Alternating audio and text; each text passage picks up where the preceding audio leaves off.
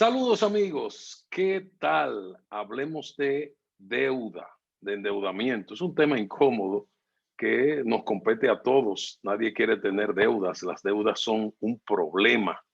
Vamos a hablar del endeudamiento del país y ese también nos compete a todos porque tenemos que pagarlo nosotros. Todos los dominicanos de aquí y de allá, los de la diáspora también, que tantos aportes hacen al denominado PIB, Producto Interno Bruto. Y precisamente la motivación de este comentario es que se han hecho revelaciones muy preocupantes en cuanto a la deuda externa. ¿Cuáles son esas revelaciones? Que la deuda externa dominicana está alcanzando ya más del 70% del Producto Interno Bruto. ¿Qué significa esto? Que estamos debiendo de cada dólar que ingresa a nuestra economía 70 centavos de dólar.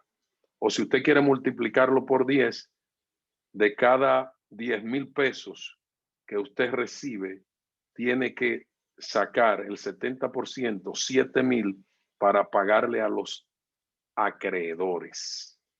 Entonces, en el caso del país, de manera global, es un tema que debe preocupar y mover a reflexión.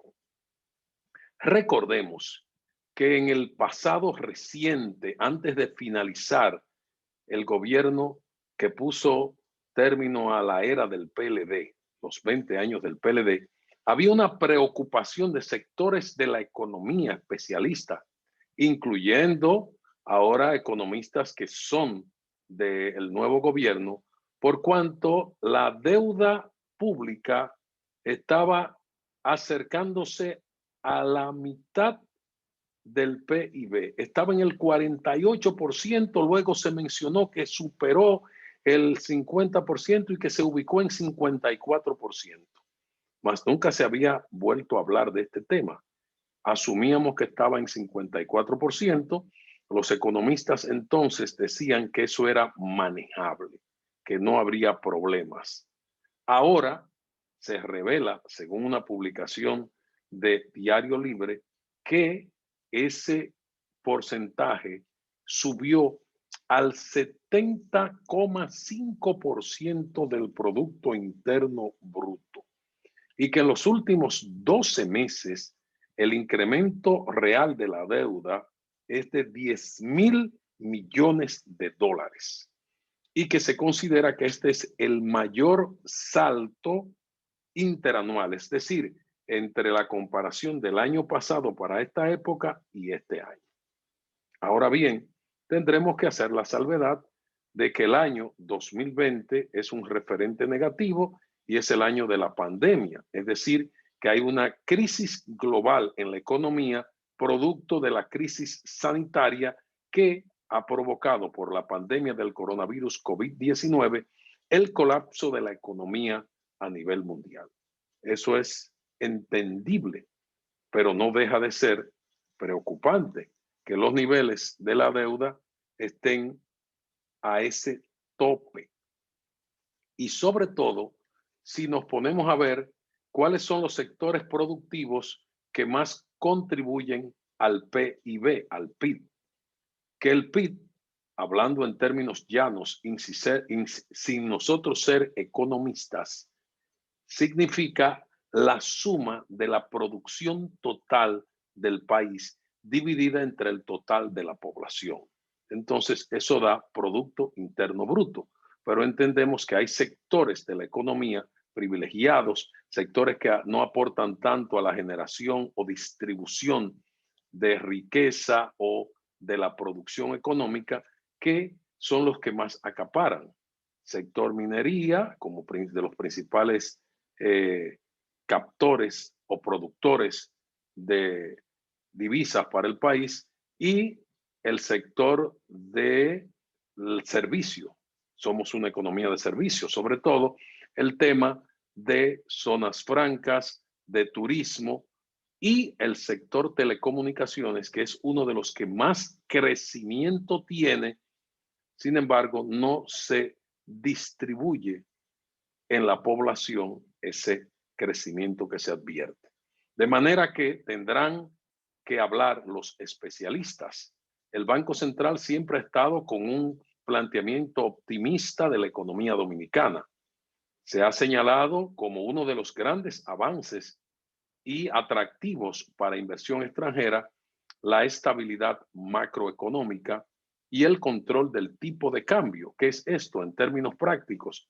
El control de la tasa de cambio. Todavía más sencillo, como antes decía la gente incorrectamente, el control de la prima del dólar, que la divisa estadounidense se ha mantenido en un nivel estable, inclusive con alguna tendencia a la baja en algún momento.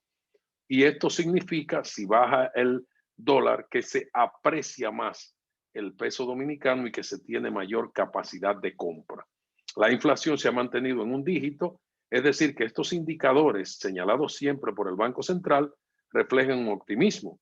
El presidente dominicano, que es economista, ha hablado de las expectativas positivas y de cómo se está recuperando el turismo y el atractivo que el país mantiene para inversores extranjeros, además del tema de las llamadas alianzas APP, alianzas público-privado, como parte de un apoyo del sector privado a la dinámica económica aliándose al sector público. De todas formas, esperemos por mayores explicaciones. Esta es apenas una voz de alarma, una alerta.